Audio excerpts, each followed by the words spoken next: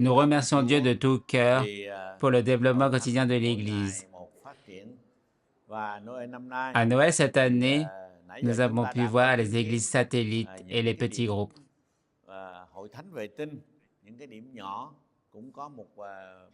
Chaque lieu dispose d'une chorale aujourd'hui. Nous avons pu entendre un beau chant au lieu de réunion de Shalom. Nous savons également que dans l'Église, il existe différentes régions et que dans chacune d'elles, tout le monde s'investit activement dans son travail afin d'étendre et de développer le royaume de Dieu. Nous aurons des chorales au groupe de Shalom et au groupe de Bihok. Puis, hier soir, un groupe appelé Sion a été créé. Et dès sa première réunion, plus de 20 personnes ont cru en Dieu. C'est vraiment précieux et nous remercions beaucoup le Seigneur. Nous sommes partis de Saigon pour nous rendre à Bac Lieu pendant la nuit. Puis nous sommes allés visiter Camao, Kanuk, avant de remonter à Vĩnh Phúc, où nous avons également organisé un programme d'évangélisation et où 6 personnes ont cru en Dieu. Nous avons ensuite voyagé toute la nuit pour nous rendre à Chogao, où 19 personnes ont également cru en Dieu. Hier soir, puis cet après-midi, nous nous sommes réunis au centre Sion, c'est-à-dire pour un culte le matin, un culte l'après-midi, et ainsi de suite jusqu'au lendemain, c'est-à-dire le 21 décembre où nous avons prêché à Bariu, Missouri. Là-bas, le Seigneur nous a beaucoup bénis. Chaque année, nous avons eu de grands résultats, entre 70 et 80 personnes, ce qui n'est pas peu. Il y avait tellement de monde que la chair était bondée. Cette église est une église très efficace dans la prédication. Chaque année, l'église organise plusieurs points de rencontre et plusieurs séances d'évangélisation, ce dont nous sommes très reconnaissants à Dieu. Nous sommes également très heureux de voir que pendant les réunions, il y a un point de rencontre très fréquenté, celui d'Andin, situé à plusieurs dizaines de kilomètres, environ plus de 30 kilomètres, et qu'il existe également de nombreux autres points de rencontre satellites de l'Église. Nous célébrons toute une saison de Noël et pas seulement le jour de Noël. Les catholiques croient que Dieu est né à minuit le 24 décembre, mais cela ne figure pas dans les fondements de la Bible. De plus, Dieu n'est pas né en hiver. En effet, l'histoire et la réalité montrent qu'en Israël, il n'est pas possible de laisser les moutons dans les champs en hiver, car il fait trop froid. Nous savons donc que Dieu est né, mais que la Bible ne mentionne pas intentionnellement la date. Aujourd'hui, l'Église accepte généralement la fête de Noël le 24 décembre et nous acceptons toute la saison de Noël, tout le mois de décembre. Ce 28, j'ai également eu l'occasion de partager la parole du Seigneur à Vĩnh Phúc. Donc, considérons que décembre est la saison de Noël. Et maintenant, de nombreux endroits ont préparé des programmes d'évangélisation, les uns s'inscrivant ici, les autres s'inscrivant là dans les églises locales, afin de se préparer pour la saison de Noël. Revenons à 2 Corinthiens 5:11. 2 Corinthiens 5:11.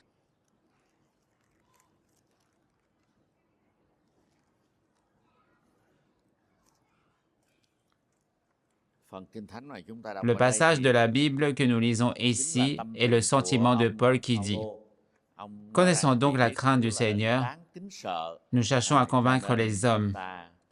Dieu nous connaît et j'espère que dans vos consciences, vous nous connaissez aussi. »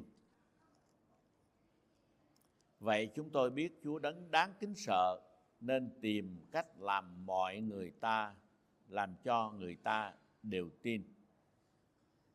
Một trong những cái lý do mà chúng ta phải đưa dắt người L'une des raisons pour lesquelles nous devons amener les autres à Dieu afin qu'ils croient en lui, c'est parce que nous savons que Dieu est digne de crainte. chúng ta yêu mến Chúa và Nous aimons phải Dieu kính sợ et nous Chúa. devons aussi le craindre. Kính Chúa, yêu người. Craindre Dieu et aimer les hommes. Voilà les deux choses que Dieu résume dans la loi. La crainte ici est le respect et nous avons un cœur craintif. Car selon l'habitude, on dit souvent « près du temple ». On appelle Bouddha par son nom. Trop près du temple, même Bouddha devient banal. Lorsque nous croyons en Dieu depuis longtemps, on nous rappelle également de faire attention à toujours garder notre cœur dans la crainte de Dieu. Tant que nous craignons Dieu, nous vivons dans la sagesse céleste. Le verset biblique que nous connaissons bien, Proverbe 9:10. Le commencement de la sagesse, c'est la crainte de l'Éternel, et la science des saints, c'est l'intelligence. Le jour où la crainte de Dieu diminue dans notre vie, même si nous sommes actifs, enthousiastes et faisons tout ce que nous pouvons, nous restons dans les ténèbres, dans la folie. Au contraire, si la crainte de Dieu grandit chaque jour en nous, c'est quelque chose de très précieux. C'est une véritable sagesse. Moïse, le serviteur de Dieu, a témoigné en disant qu'il y avait des moments où il était vraiment effrayé et tremblait devant Dieu. Moïse était un homme très respecté. L'islam le vénérait, le judaïsme le vénérait, l'Église orthodoxe orientale le vénérait, les protestants et les catholiques le vénéraient. Mais même s'il était un homme très spécial, il était toujours conscient de sa petitesse et il tremblait de peur devant Dieu.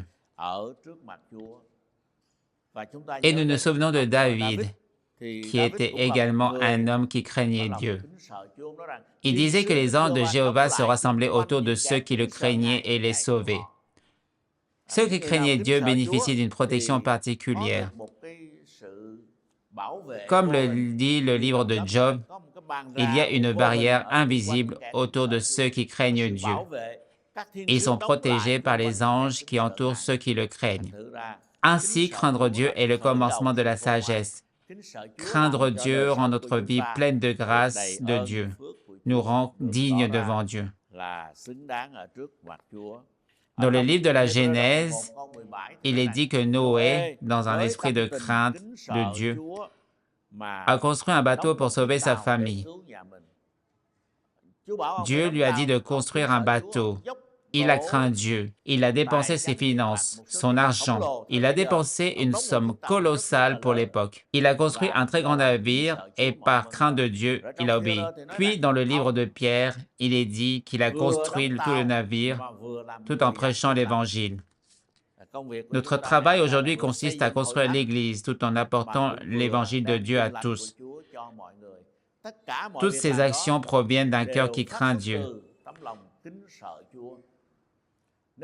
Si nous savons Dieu et qu'un jour notre respect s'estompe, s'affaiblit, cela devient très dangereux. Dans le passage de la Bible que nous venons de lire, dans le 2 Corinthiens, verset 5, chapitre 11, Paul dit que sachant que Dieu est digne de respect, nous devons tout faire pour que les gens croient. Il faut se rappeler que le commandement que Dieu nous a donné est d'apporter la bonne nouvelle aux âmes perdues et de les ramener à Dieu, afin qu'ils deviennent ses disciples et qu'un jour nous devrons rendre compte devant Dieu.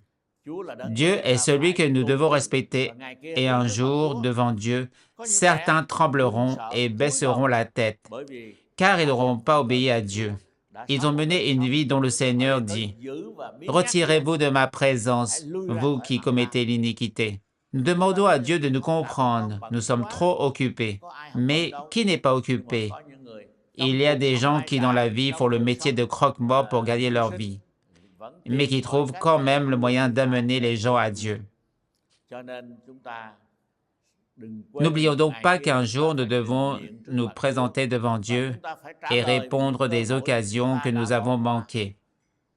Nous aurions dû saisir de ces occasions et partager quelques mots sur Dieu avec les autres. Il y a des gens qui ont soif d'en savoir plus sur Dieu. Alors nous sommes prêts à investir notre temps et notre énergie pour les amener à Dieu. Parce que nous savons que Dieu est digne de respect, nous cherchons à faire en sorte que tout le monde croit en lui.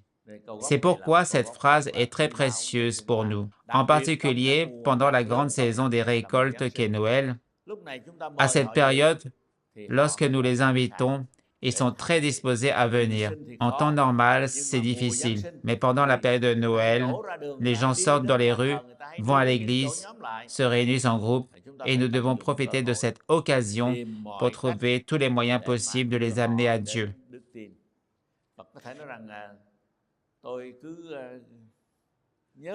Je me souviens toujours d'un verset de la Bible qui m'empêchait de dormir. Je dois me lever de mon lit, allumer la lumière et lire la Bible.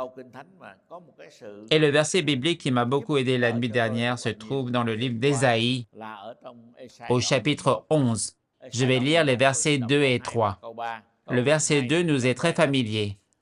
L'Esprit de l'Éternel reposera sur lui, l'esprit de sagesse et d'intelligence, esprit de conseil et de force, esprit de connaissance et de crainte de l'Éternel. Il prend plaisir à la crainte de l'Éternel. Je remarque la dernière partie. L'Esprit de Dieu est avec le Sauveur. Ici, il s'agit du Sauveur. La prophétie sur le Sauveur dont l'Esprit de l'Éternel est sur lui. Le Dieu qui nous a été donné, l'Esprit sage et intelligent, l'Esprit plein de ressources et puissant, l'Esprit qui comprend et craint l'Éternel. Et celui-ci se réjouit dans la crainte de l'Éternel. Je me souviens d'une pièce de théâtre dans laquelle un couple était en train de divorcer.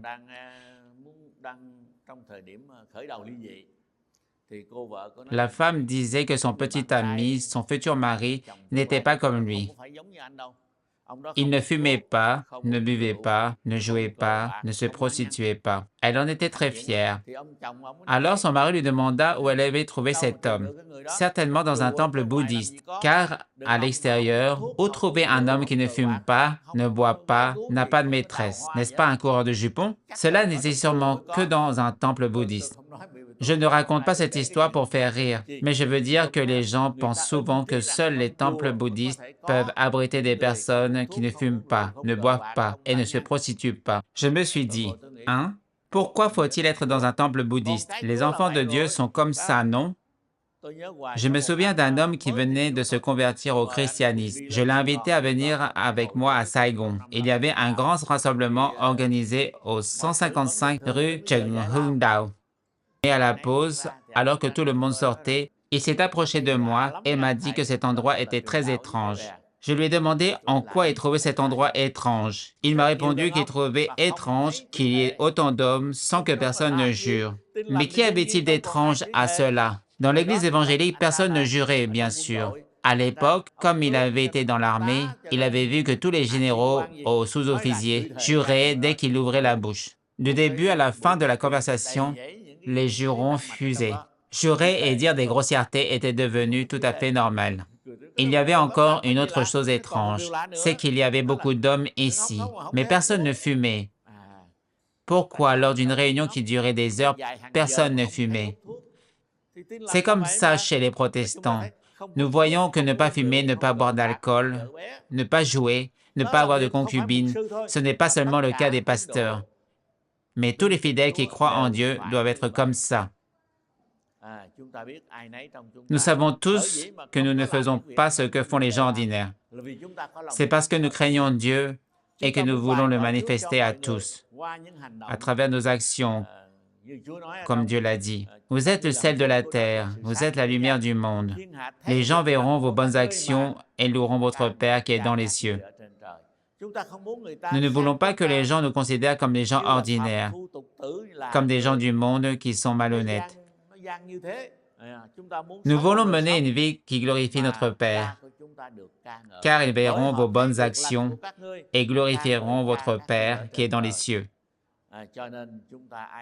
C'est pourquoi nous sommes tous heureux de mener une vie dans la crainte de Dieu.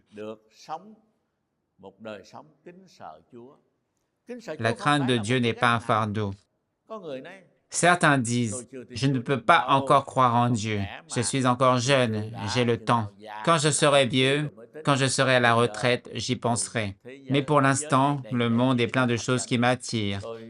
Je ne peux pas croire en Dieu. » Et pour beaucoup de gens, même s'ils croient en Dieu, ils le disent, mais leur vie continue d'être agitée et instable. Mais si nous sommes des véritables disciples de Dieu, nous devons le craindre. Tous nos mots, tous nos actes, toutes nos pensées seront un jour révélées comme dans un film, retraçant notre vie, projetée devant d'innombrables personnes qui verront chacune de nos pensées, chacun de nos actes. Nous savons donc que Dieu est digne de crainte, que nous devons être prudents et que nous devons nous réjouir de le craindre. Une fois alors que je regardais une pièce de théâtre sur YouTube, je me suis mis à rire tout seul. Je me suis dit, mais c'est normal pour les enfants de Dieu. Ce n'est pas quelque chose de spécial. Ne pas fumer, ne pas boire, ne pas jouer, ne pas se plaindre, c'est normal. Et nous voyons que ce n'est pas un effort pour ne pas être attiré par ces péchés, ces choses qui ne sont pas bonnes, car Dieu nous fait revêtir une nouvelle nature, un nouveau cœur. Et nous voyons que tout ce qui concerne ceux qui craignent Dieu est une source de joie. Lorsque nous voyons les gens autour de nous toujours en proie à des problèmes à cause de leur concubine, de leur maîtresse, à cause de leurs erreurs, à cause de leurs péchés, nous rendons grâce à Dieu. Dieu nous a sauvés de cela et nous prenons notre joie dans la crainte de Dieu. Jésus-Christ est celui qui a reçu l'Esprit de Dieu. La crainte de Dieu est l'une des choses qui nous réjouit le plus, comme le montre la leçon d'aujourd'hui. Nous sommes très heureux de voir des personnes qui étaient perdues revenir à Dieu. Et nous pouvons lui offrir des cadeaux de Noël qui lui plaisent, c'est-à-dire lorsque nous amenons des personnes vers lui. Quand une personne se repent et croit en Dieu, les anges chantent de joie. Nous n'avons pas l'occasion d'en être témoins. Nous ne voyons pas les anges, mais Dieu nous dit que lorsque les perdus reviennent, les anges se réjouissent, tout le ciel se réjouit, et notre Père se réjouit beaucoup. C'est pourquoi nous savons que Dieu est digne d'être craint et digne d'être honoré, et que nous devons lui plaire. À partir de là, nous devons amener tout le monde à se repentir vers Dieu. Beaucoup de gens disent que le pasteur est trop âgé, que le pasteur est loin, que le pasteur doit prêcher sans cesse, que c'est trop fatigant. C'est vrai, je ne suis bien sûr pas en bonne santé, j'ai plus de 70 ans. Mais c'est justement la joie d'amener beaucoup de gens vers Dieu qui me fait oublier mes peines. Il faut aussi avoir beaucoup de cœur, sinon c'est très difficile. Parce que je dois voyager toute la nuit, prêcher le matin, puis prêcher l'après-midi. Et quand je rentre, je m'allonge. Le matin, j'ai un peu de mal à me réveiller. Alors je fais la grasse matinée. Par exemple, hier soir, je suis allé prêcher à Baria. Puis, à la fin du mois de décembre, je suis venu ici, aujourd'hui, et les 24 et 28, je retournais à Bin Phuc. Je vais ici et là. Mais si mes frères m'invitent à aller dans le nord ou ailleurs, pourquoi pas? Certains me disent, « Je vois que vous êtes très fatigué, pas vrai? » Ce matin, quelqu'un m'a appelé. « Pasteur, vous n'êtes pas trop fatigué? » Je lui ai répondu que c'était la voiture qui était fatiguée, et le chauffeur encore plus, mais je l'ai rassuré. En réalité, tout le monde est fatigué, mais comme nous sommes heureux, cela passe vite, cela l'emporte, cela surmonte toute la fatigue. Nous savons que certaines personnes ont été sauvées et nous les retrouverons au paradis où elles seront comblées de bonheur. Récemment, lors d'une réunion dans un hôtel, le pasteur Dung et ses frères ont collaboré pour organiser un programme d'évangélisation. Elle a eu un moment réjouissant. Pendant cette réunion, à l'heure du repas, quand quelqu'un a dit « Pasteur, vous vous souvenez de moi? J'ai une mauvaise mémoire, alors comment pouvais-je me souvenir? » Avant que je n'aie le temps de répondre, cette personne a ajouté « Vous m'avez baptisé à l'église Tuilivong, vous vous souvenez? » J'ai souri, ce qui signifiait que je ne m'en souvenais pas. Mais j'étais très heureux car plusieurs années auparavant, cette personne avait été baptisée par moi au nom du Seigneur. Et maintenant, cette personne participait au programme d'évangélisation. Et bientôt au ciel, nous retrouverons ceux que nous avons amenés au Seigneur. Quelqu'un a dit que si un jour je retournais dans le royaume de Dieu, je courrais vers le Seigneur Jésus-Christ. Je m'agenouillerais et je le remercierais d'être mort pour que je puisse vivre. Il m'a sauvé de l'enfer. Je suis devenu un prince du ciel. J'ai ma part dans le royaume de la vie. Merci Seigneur. Puis, je courrais vers celui qui m'a guidé vers le Seigneur, celui qui m'a prêché l'Évangile. Je le serrerai dans mes bras, je le remercierai beaucoup. D'après ce qu'ils disent, nous retrouverons certainement nos proches dans le royaume de Dieu. C'est une grande joie. Mais si nous allons au paradis, comme le dit la Bible, il sera sauvé. Mais comment? Comme à travers le feu. Nous pensons que c'est une scène très triste. La maison est en feu. Nous ne mourrons pas, mais nous nous échappons avec des sourcils brûlés et les cheveux complètement carbonisés. Être sauvé comme à travers le feu, ne pas mourir. Mais la Bible dit, « Il essuiera toute larme de leurs yeux. Ils entreront dans le royaume des cieux. » Depuis que nous croyons en Dieu, combien de personnes ont cru en Dieu? Et Dieu a demandé, « Quel est ton résultat? » « Oui, je suis faible et sans talent. » Malgré cela, le Seigneur dit, « Tu as obtenu des résultats, 1 pour 30, pour 60, pour 100. Tu as atteint cela. Que faire alors? » Il faut s'efforcer de rencontrer le Seigneur, comme dans le livre de l'Apocalypse. Le Seigneur Jésus vient. Et si maintenant tu es nu, sans rien, pense au jour où tu rencontreras le Seigneur, comme tu te présenteras. Mais pour le Seigneur, une âme vaut plus que le monde entier, n'est-ce pas? Ainsi, si nous pouvons amener les gens vers le Seigneur et les aider à rester fermes dans le Seigneur, à devenir ses disciples, c'est une bénédiction. Paul a rencontré le Seigneur tardivement. Auparavant, il était un persécuteur de la religion. Finalement, il a rencontré le Seigneur. Il a servi le Seigneur, puis il a dit, « Je sais que le Seigneur est digne de respect. C'est pourquoi je fais tout mon possible pour que les gens croient. » Il a prêché de ville en ville, en Asie, puis en Europe. Il a voyagé partout. Et partout où il allait, dans des conditions financières difficiles, il devait exercer le métier de couturier, un métier dont je parle souvent en plaisantant, en disant que si je vais au paradis et que je serre la main des apôtres, quand viendra le tour de Paul, je le reconnaîtrai tout de suite, car ses mains sont dures. Je me souviens qu'une fois, dans cette église, quelqu'un m'a dit que ma main était très douce et qu'il aimait la serrer. Quand j'ai entendu cela, pensez-vous que j'étais fier? J'ai honte. Pourquoi? Parce que la main du Saint Paul devait être cousue, mais l'aiguille était trop grosse et le camp était en cuir épais. Du coup, la corde était aussi en cuir. Et quand on tirait comme ça, la main devenait calleuse. Je suppose qu'au paradis, il y a plus de callosité. Le jour où je retournerai auprès du Seigneur, je verrai les marques des clous sur ses mains, des marques indélébiles. Le Seigneur a voulu les laisser là, et quand il est ressuscité, il les a montrés à tout le monde, afin que ce à quoi nous participons en lui ait encore de la valeur dans son royaume. Et même s'il devait coudre des tentes, Paul en profitait pour enseigner la théologie tout en cousant. Il enseignait la Bible à Aquila et les préparait à le remplacer dans cette région. C'est pourquoi demandons Dieu de nous aider à saisir toutes les occasions pour servir les autres, de trouver des moyens d'amener tout le monde à croire en Dieu. Êtes-vous d'accord? Amen, bien sûr. Rappelons-nous que ce soir, comme le 24, il y aura un sermon. Qui allons-nous inviter? Pourquoi les petites églises, les nouveaux groupes peuvent-ils inviter des gens alors que nous ne le pouvons pas? Peut-être parce que nous sommes déjà nombreux et que nous pensons que si nous ne le faisons pas, d'autres le feront, n'est-ce pas? À cause de cette façon de penser, il ne reste plus personne. C'est étrange.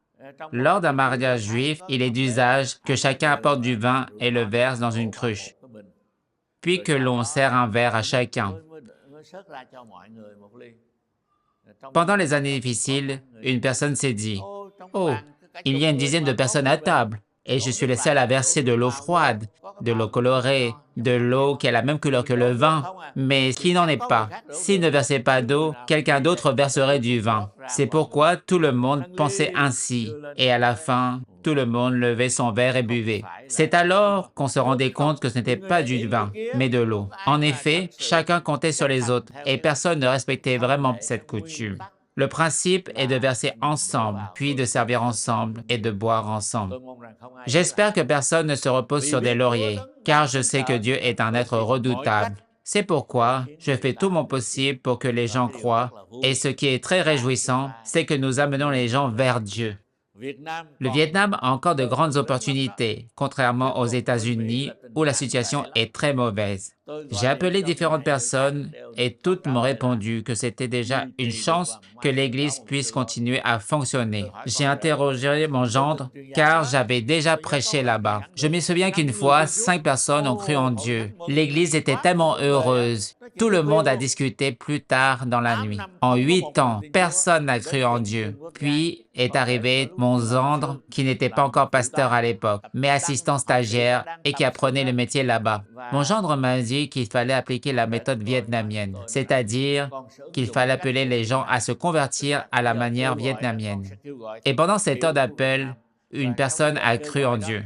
Ce fut un jour de joie, car pendant 8 ans, personne n'avait cru en Dieu. Et quand une personne a cru, nous étions très heureux. Quelques semaines plus tard, je suis allé là-bas et 5 autres personnes ont cru en Dieu, comme par miracle.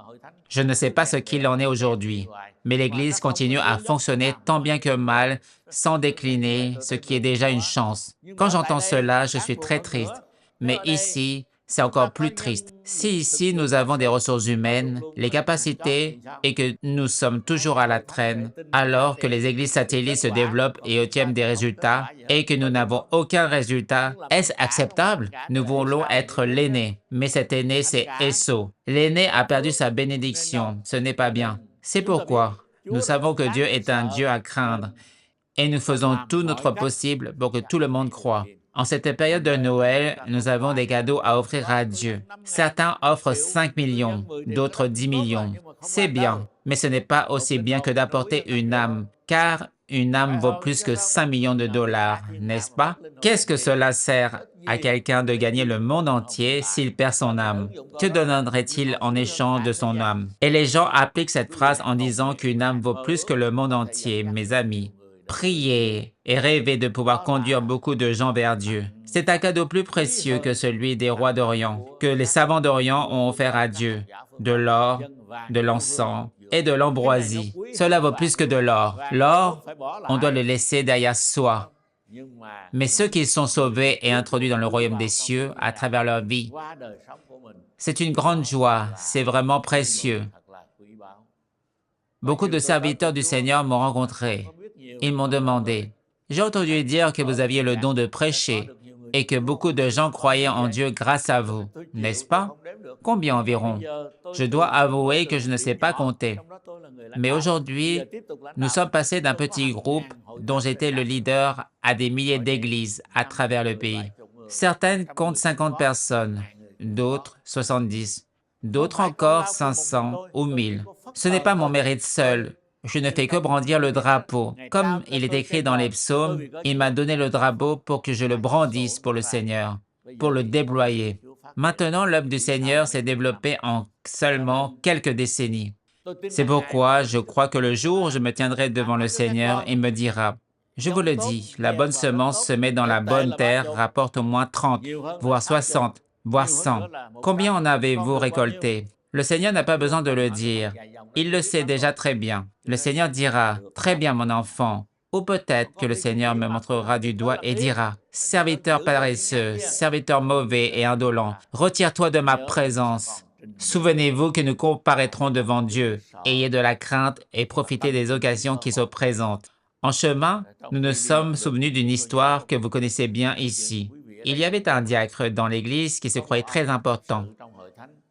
Sa famille était très importante. Il avait 2 frères, tous 2 dirigeants de l'Église. Je connais cette Église. Elle n'est pas ici, elle est en province. Il disait, « Cette Église sans moi, voyons voir. » C'est une phrase qui n'est pas très bonne, voire même déplacée. « Cette Église sans moi, voyons voir. » Même les grands œuvres peuvent être remplacés. Que se passerait-il si cette Église n'avait pas M. Dean Tinto? Ce n'est pas grave, car l'Église est l'Église du Seigneur. Nous faisons de notre mieux et donnons l'exemple, mais le reste, nous devons l'offrir au Seigneur. Un fils meilleur que son père, c'est une bénédiction pour la famille. Ce n'est pas grave, c'est pourquoi nous servons le Seigneur de tout notre cœur. Et puis, Le Seigneur élèvera ceux qui lui plaisent pour accomplir son œuvre. Peut-être qu'à première vue, ils sont moins bons, mais peu à peu, le Seigneur leur accordera davantage de grâce.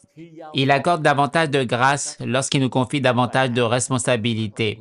Les paroles de ce cantique sont très précieuses pour nous. C'est pourquoi, grâce à la grâce du Seigneur, nous amenons beaucoup de gens à la justice. Les choses brillantes comme la lumière au-dessus de l'arc-en-ciel et au-dessus de l'arc-en-ciel, comment appelle-t-on cela? Dans l'ancienne traduction, on l'appelle l'arc-en-ciel, mais c'est le halo. C'est comme ce que les gens appellent le halo. Alors les sages brilleront comme la lumière aux 7 couleurs sur l'arc. Et ceux qui conduisent beaucoup de gens vers la justice, que deviendront-ils? Ils brilleront comme les étoiles pour l'éternité, pour toujours. Les stars du football, je les trouve très attirantes. Ils sont actifs pendant 4 ou 5 ans. Ils gagnent 5 ou 700 millions de dollars. Alors, être footballeur, c'est vraiment génial. Les stars de cinéma, les stars en tout genre, les stars sont toutes glorieuses. Mais non, cela ne veut rien comparer à ceux qui conduisent beaucoup de gens vers la justice. Ils brilleront comme les étoiles, pour toujours, éternellement. Souhaitez-vous être comme eux? Être quelqu'un qui conduit beaucoup de gens vers la justice? C'est Daniel, chapitre 12, versets 2 et 3. Que Dieu bénisse nos frères et sœurs, afin que pendant la saison de Noël, nous saisissions cette occasion pour conduire beaucoup de gens vers le Seigneur. Amen.